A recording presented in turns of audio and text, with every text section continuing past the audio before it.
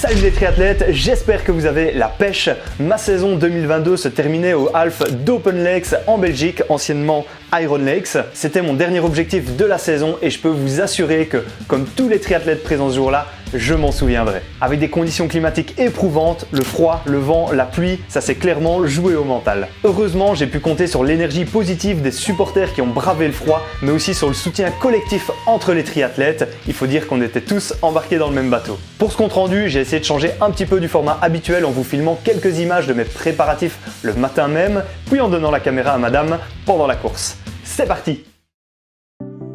Après une courte nuit, réveil à 5h45 et la première chose que je fais toujours avant de mettre ma trifonction, c'est d'appliquer de la crème anti-frottement.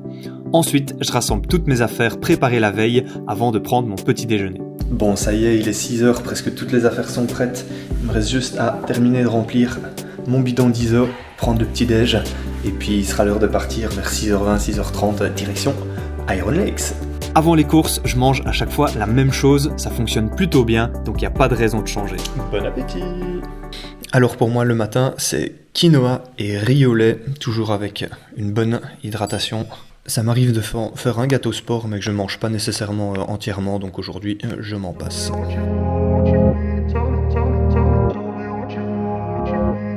Je termine de préparer ma boisson ISO pour le vélo, c'est un gros bidon de 900 ml, bien chargé en glucides.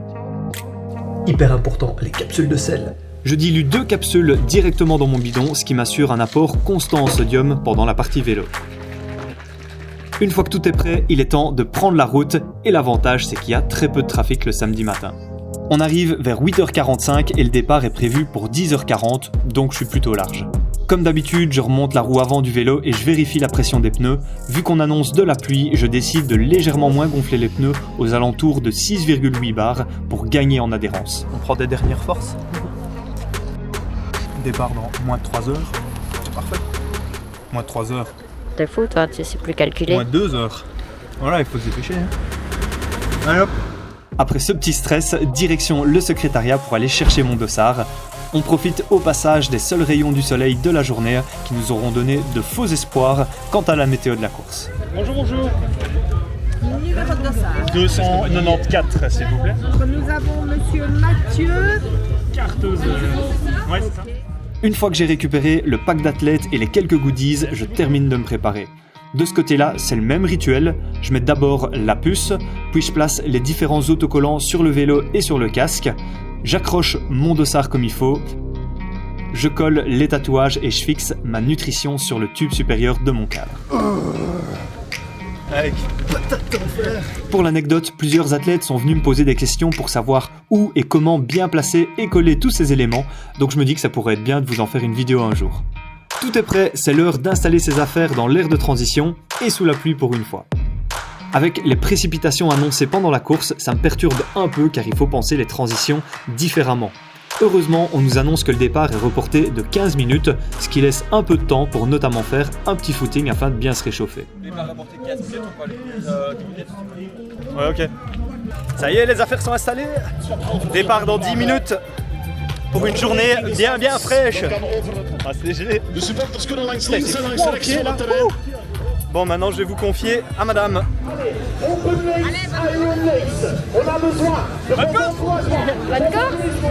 Allez, on part dans 5 minutes. Avec l'échauffement dans l'eau interdit, je profite des 3-4 minutes qui me restent pour essayer de m'échauffer le haut du corps et à ma surprise, je retrouve madame sur la plage. Gros bisous. À 10h55, le départ est donné et on démarre en mass start avec tous les hommes du championnat de Belgique de distance half.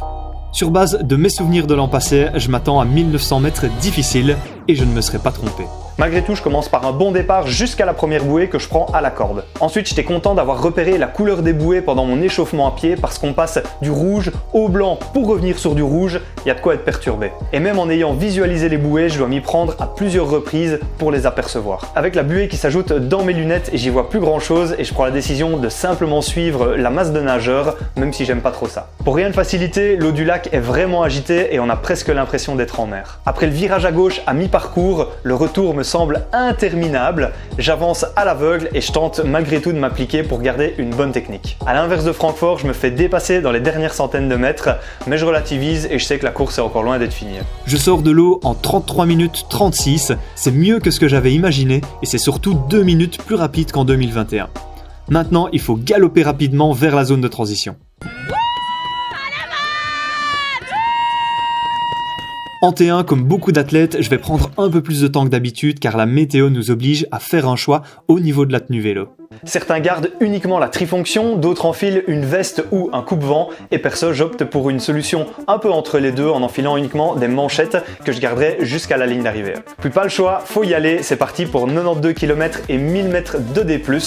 Comme sur l'édition précédente, je démarre vite et fort parce que je sais que le vélo sera mon point fort sur ce half. Je redécouvre un parcours plus cassant et plus vallonné que dans mes souvenirs, alors je m'attends à 3 petites heures sur le vélo bien rude, d'autant que la météo pluvieuse rend le parcours particulièrement dangereux. Dès les premiers kilomètres, on entend déjà l'ambulance et je constate les dégâts en croisant plusieurs athlètes qui ont malheureusement chuté. Ça me refroidit un peu, alors je redouble de vigilance et j'adapte mon allure dans les portions risquées. La première boucle de 45 km va relativement vite passer, en 1h22 pour être précis, contre 1h20 l'année précédente.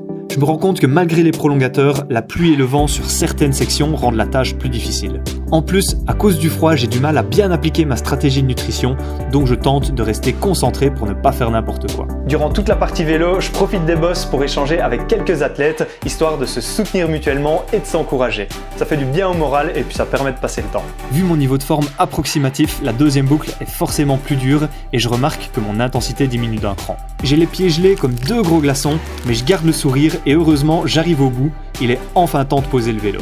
Au passage, je fais coucou à mes supporters du jour qui attendent courageusement sous la pluie, la journée est tout aussi difficile pour eux que pour nous. La comparaison des statistiques vélo par rapport à l'an passé est hyper intéressante pour constater à quel point la météo a eu un impact sur la course. Je réalise pratiquement le même chrono avec seulement 1 minute de perdu, par contre j'ai 16 watts de puissance moyenne normalisée en plus, et ça, malgré le fait que j'avais une position bien plus aéro grâce au prolongateur. Encore une fois, j'en conclus que sur la même course, chaque élément est à prendre en compte si vous décidez de comparer votre chrono. Dans mon cas, j'ai développé plus de puissance pour un moins bon résultat. Bon, j'arrive en T2 et là c'est beaucoup moins fluide que d'habitude. Déjà, c'est le bazar dans ma box parce que tout est trempé, du coup j'ai un peu de mal à retrouver mes affaires. Puis je galère à enfiler mes chaussettes parce que j'ai les pieds mouillés et les mains gelées. Bref, c'est un peu chaotique, alors je tente de m'appliquer pour pas perdre trop de temps avant de partir sur la course à pied. Après 1 km, je me dis tiens bon, il te reste plus que 1h30 et puis ta saison sera terminée. Alors oui, c'est un peu triste comme pensée, mais c'est là que j'en étais mentalement à ce stade de la course. Malgré tout, j'ai la pêche et je souris pour la photo. Pour la course à pied, je vais juste vous parler de 2 points, la gestion d'effort et la nutrition. Pour la gestion d'effort, je me suis mis en mode balade. Mon cardio pourra en témoigner avec une moyenne de 152 BPM contre 165 l'année passée. Il y a plusieurs raisons qui m'ont poussé à ne pas me faire trop mal. D'abord, j'ai tout de suite compris que j'avais pas des jambes de feu, j'ai laissé beaucoup d'énergie sur le vélo et je suis moins préparé. Donc pour limiter le risque de blessure, je réduis un petit peu mon intensité. Et deuxième chose, mentalement, j'étais moins motivé et j'avais juste envie de terminer. Donc quand la tête n'y est plus, ça sert à rien de forcer. Pour la nutrition, j'avais pas prévu grand chose et je me suis dit que j'allais improviser avec les produits proposés au ravito. Si vous nous suivez depuis un petit temps, vous remarquerez que c'est totalement l'inverse des conseils qu'on donne en termes de stratégie de nutrition. Mais parfois, il faut tenter sa chance et après 7 km, j'ai commencé à prendre les gels et la boisson ISO de la marque i5 que je n'avais jamais testé auparavant. Heureusement, c'est bien passé et de toute façon, j'avais pas trop le choix parce que cet apport en glucides m'était indispensable pour tenir jusqu'au bout. D'ailleurs, si je peux vous donner un conseil, c'est que si vous avez dur mentalement, le fait de boire ou manger du sucré vous fera probablement du bien.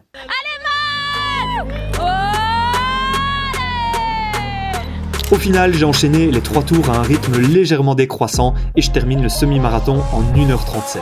Je suis heureux et soulagé de passer la finish line après 5h09 d'efforts dans le froid et ce chrono me classe 147e sur un peu moins de 800 athlètes.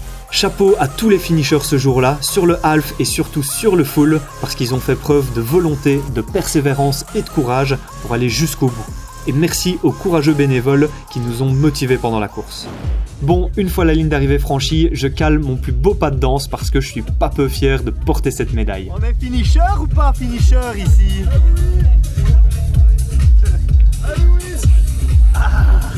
Malheureusement, l'enthousiasme va être de courte durée parce que je commence très vite à avoir froid. Alors je décide de faire directement le check-out de mon vélo pour tout remballer, rejoindre la voiture et me réchauffer. J'avais prévu un rendez-vous sur place pour rencontrer les athlètes, mais j'ai dû y renoncer parce que j'étais frigorifié. Pensez donc à bien prendre des habits chauds pour l'après-course. Perso, j'avais qu'un petit pull et c'était pas suffisant. Au final, le bilan global, il est plutôt bon. Je suis satisfait de ma performance et j'ai appris beaucoup de choses qui me seront utiles lors de futurs triathlons. Cependant, il n'y a pas que du positif, mais ça je vous le garde pour la prochaine vidéo dans laquelle je vous confierai une erreur que j'ai commise avec ce dernier half de la saison. Pour terminer, je vous mets un tableau comparatif de mes chronos sur ces 2 éditions du half d'Open Lakes.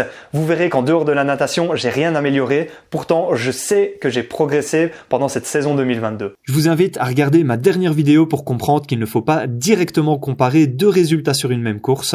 Restez objectif, soyez positif et réfléchissez à ce que vous pouvez mettre en place pour continuer de progresser. J'espère que vous avez apprécié ce compte rendu. N'hésitez pas à nous dire ce que vous en avez pensé dans les commentaires. Je vous invite aussi à liker la vidéo et à vous abonner à la chaîne pour nous soutenir et ne pas manquer les prochaines vidéos. Et puis ça fait toujours plaisir.